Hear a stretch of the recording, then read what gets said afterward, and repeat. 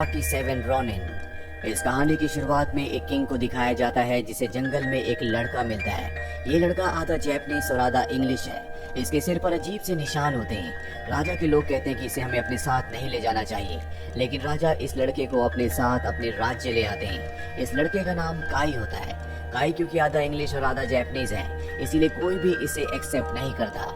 लेकिन काई सबकी बहुत इज्जत करता है और सबसे बहुत अच्छे से बात करता है। पर कई साल गुजरने के बाद भी कोई भी काई से अच्छे से बात नहीं करता।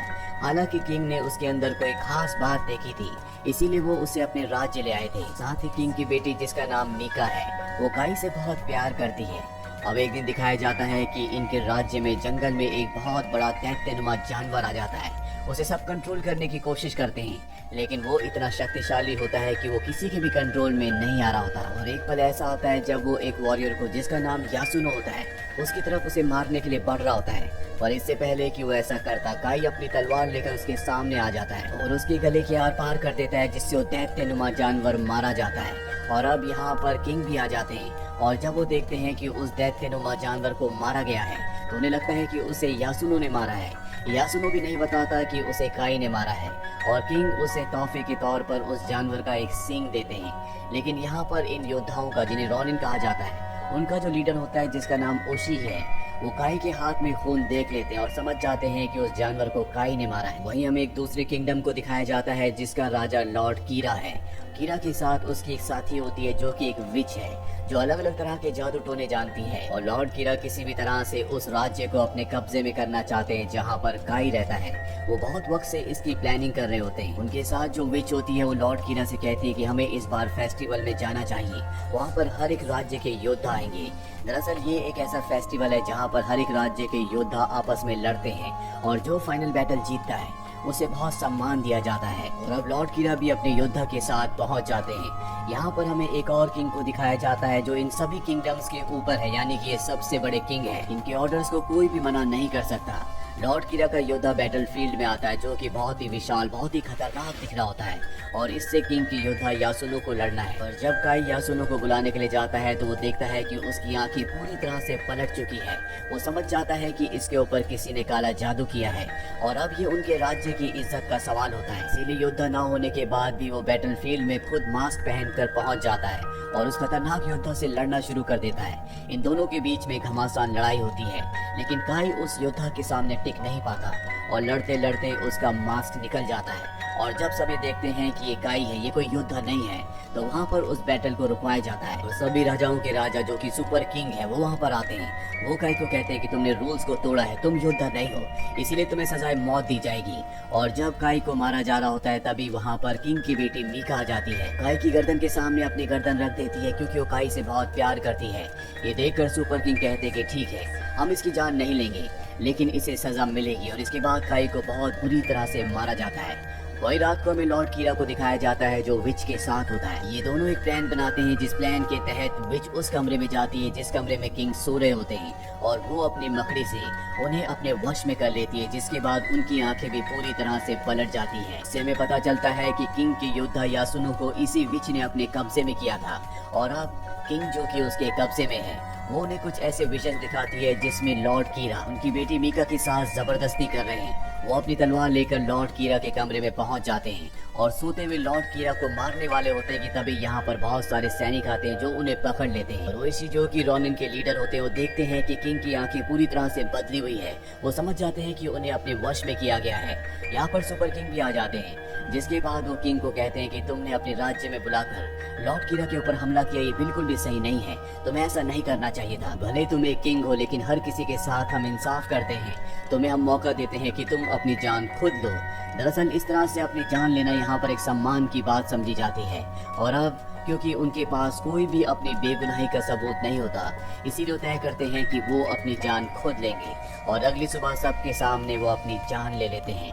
इससे उन्हें एक सम्मान की मौत मिलती है। लेकिन उनकी बेटी मीका अपने पिता की मृत्यु से पूरी तरह से टूट जाती है। सुपर किंग यहाँ पर ये भी ऐलान करते हैं कि अब इस राज्य का जो नया राजा होगा वो लॉर्ड कीरा है, उसी के अंडर ये पूरा राज्य रहेगा। और मीका को 1 साल देते हैं ताकि वो अपने पिता की मौत का गम शोक मना सके, और उसके बाद उसे लॉर्ड कीरा से शादी करनी करनी पड़ेगी। लॉर्ड कीरा का जो प्लान था वो पूरी तरह से कामयाब हो चुका था। अब ये पूरा का पूरा राज्य उसके कब्जे में होता है। इसीलिए सुपर किंग के जाने के बाद लॉर्ड कीरा यहाँ पर किंग के जितने भी खास आदमी होते हैं, जिसमें ओइशी भी होते हैं जो कि रॉनिन के लीडर्स हैं, उन सबको बंदी बना दिया जाता है। साथ ही काई को एक आइलैंड में भेज दिया जाता है। और अब 1 साल बीत जाता और 1 साल बाद दिखाया जाता है कि ओइशी की सजा खत्म हो चुकी है। उन्हें उस कारागार से निकाला जाता है, जिसके बाद ओइशी का बेटा उन्हें अपने घर ले आता है। लेकिन अब ओइशी किसी भी कीमत पर लॉर्ड कीरा से अपना बदला लेना चाहते हैं। वो अपने राज्य को आजाद करवाना चाहते हैं। इसीलिए वो अपने बेटे से पूछते हैं कि हमारे बाकी साथी, हमारे योद्धा कहाँ पर हैं। उनका बेटा कहता है कि वो सब के सब जंगलों में छुप कर रहते हैं। ओइशी कहते हैं कि तुम उन सबको जाओ और बताओ कि उनके लीडर ओइशी ने उन सबको बुलाया है। उनका बेटा ये संदेश लेकर जंगल में चला जाता है और खुद वो उस आइलैंड पर आ जाते हैं जिस आइलैंड में काई को भेजा गया था। दरअसल ये बहुत ही खतरनाक आइलैंड होता है। यहाँ पर किसी के अंदर इंसानियत नहीं होती। और वो एक जगह जाते हैं जहाँ पर एक बहुत बड़ा जाइंट एक आदमी से लड़ रहा होता है, लेकिन वो आदमी उस जाइंट को मार देता है। और ये आदमी और कोई नहीं बल्कि काई होता है। इसके बाद वो खुद काई से लड़ने के लिए जाते हैं। वो देखते हैं कि काई की याददाश्त खत्म हो चुकी है, वो उन्हें नहीं पहचानता। इसीलिए वो उनके ऊपर सच में हमला कर रहा होता है। लेकिन जब वो काई को कहते हैं कि राजकुमारी मीका का 1 साल शोक का पूरा हो चुका है, अब कीरा उससे शादी कर लेगा, हमें उसे बचाना होगा, तो उसकी याददाश्त वापस आ जाती है। जिसके बाद ये दोनों के दोनों लड़ने की एक्टिंग करना शुरू कर देते हैं और यहाँ से बाहर निकल जाते हैं। इन्हें रोकने की कोशिश की जाती है, पर ये इस जगह को आग लगाकर यहाँ से निकलने में कामयाब हो जाते हैं। और अब ओइशी और काई दोनों के दोनों जंगल में पहुंच जाते हैं, जहाँ पर ओइशी के बाकी योद्धा भी हैं, जिन्हें रॉनिन कहा जाता है। लेकिन इनके पास किसी भी तरह के कोई भी हथियार नहीं है, इसीलिए लॉर्ड कीरा और उसके आदमियों का सामना नहीं कर सकते। काई कहता है कि हमें मिस्टिकल फॉरेस्ट जाना होगा, जहाँ पर बहुत बड़े बड़े दैत्य रहते हैं और हम उनसे हथियार ले सकते हैं। और अब ये सब के सब मिस्टिकल फॉरेस्ट पहुंच जाते हैं। ये एक डार्क फॉरेस्ट है। ये दूसरे फॉरेस्ट की तरह नहीं होता। ये वही फॉरेस्ट है जहाँ पर काई कभी पला बड़ा था, लेकिन किसी तरह से वो यहाँ से भागने में कामयाब हो गया था। इस फॉरेस्ट में हर जगह आत्माएं और बुरी बुरी शक्तियाँ हैं। अब ये उस गुफा तक पहुँच जाते हैं जहाँ पर मॉन्स्टर्स रहते हैं। काई सबको बाहर रुकने के लिए कहता है और रॉनिन्स के लीडर ओइशी को अपने साथ अंदर ले जाता है।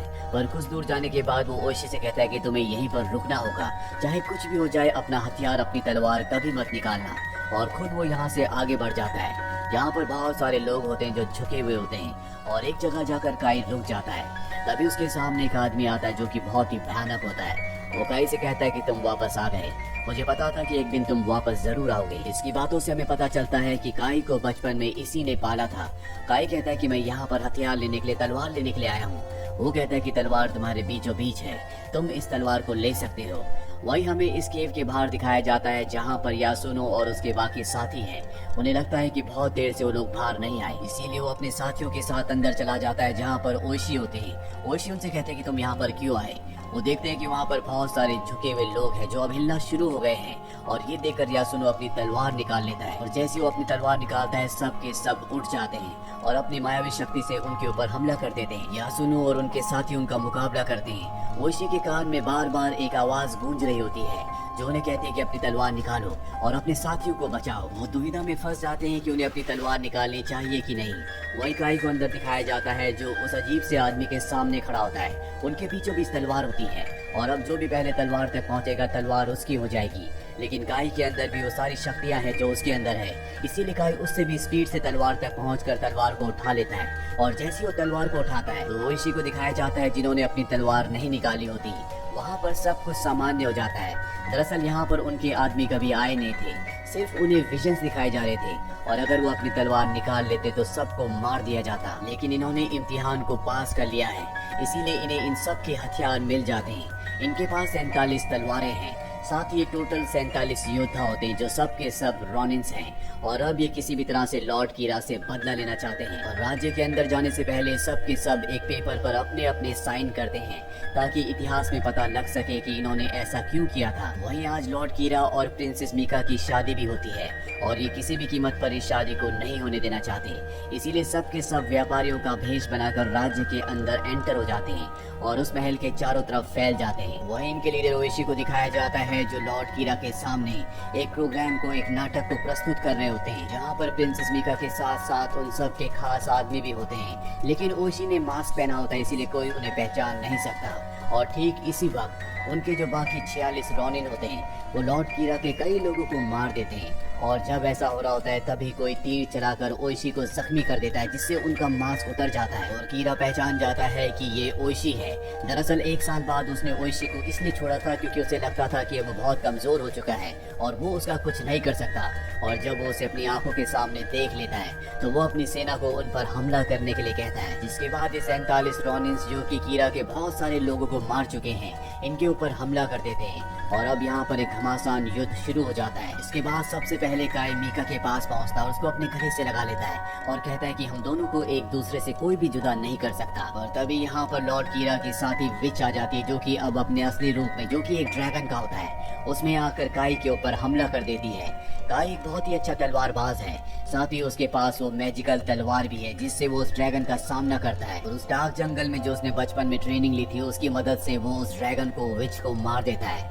वही हमें रॉनिन्स के लीडर ओइशी को दिखाया जाता है जो लॉर्ड कीरा से लड़ रहा होता है। वो उसे अपने हाथों के फंदे में फंसा लेता और कहता है कि मैंने तुमसे कहा था ना कि एक दिन मैं अपना बदला जरूर लूंगा। जिसके बाद वो लॉर्ड कीरा को मार देता है और अब जब लॉर्ड कीरा मारा जा चुका है तो उसके सभी सैनिक अपने हथियार डाल देते हैं और इस तरह से 47 रॉनिन्स अपना बदला ले लेते हैं। अब यहाँ पर सुपर किंग भी आते हैं। वो कहते हैं कि मैंने तुम सबको मना किया था कि कोई भी हमला नहीं करेगा, किसी तरह की कोई भी जंग नहीं होगी, तुमने मेरे आदेश का उल्लंघन किया है।